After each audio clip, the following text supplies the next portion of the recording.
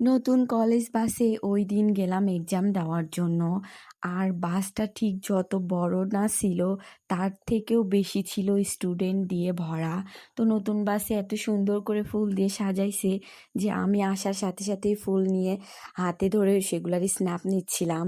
আর already ভিডিওটা দেখে আপনারা বুঝতে পারছেন যে কি পরিমাণ স্টুডেন্ট আমরা কলেজে যাই, আর এত পরিমাণ ভিড় হয় বাসের ভিতর। যেহেতু এখন এক্সাম চলতেছে, এক্সট্রা ভিড় একটু বেশি হচ্ছে। কলেজে আসার পর সোজা চলে গেছিলাম এক্সাম হলে।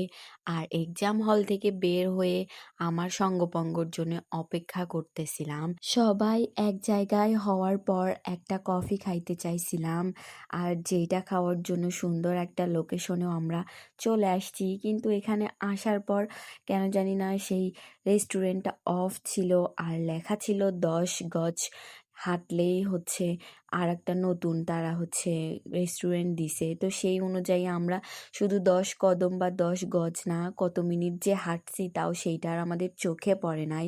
তারপর আর কি আমরা ঘুরে ফিরে সেই বন্ধ ক্যাফেটাতেই চলে গেলাম, আর সেখানে গিয়ে কিছু স্ন্যাপ নিলাম। আর এই জায়গাটাতে আমরা যেহেতু কষ্ট করে আসছি, আর ওই দিন যে পরিমাণ রোদ আর গরম ছিল, তো এই জায়গাটাতে বন্ধ থাকলেও আমরা বিনা পারমিশনেই ঢুকে গেছি।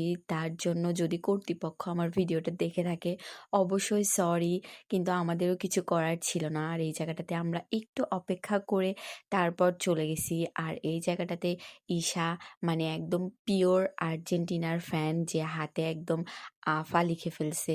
দীপ্তি এখানে সানস্ক্রিন লাগাচ্ছিল, মানে এত পরিমাণে গরম ছিল।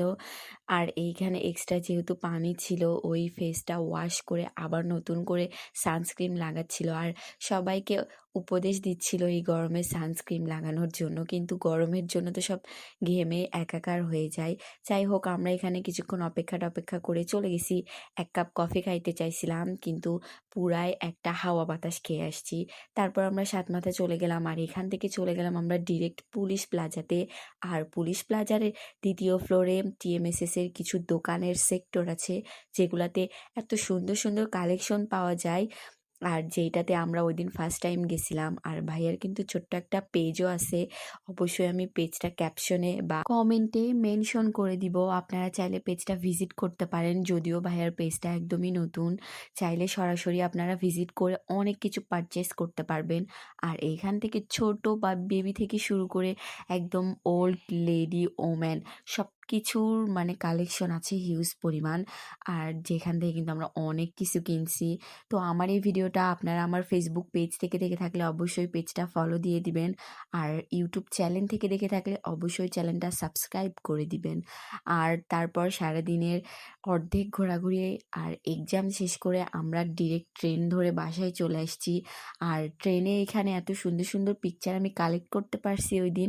একদমই ভিড় ছিল না, যার কারণে মনের মতো অনেকগুলো পারফেক্ট ছবি তুলতে পারছিলাম।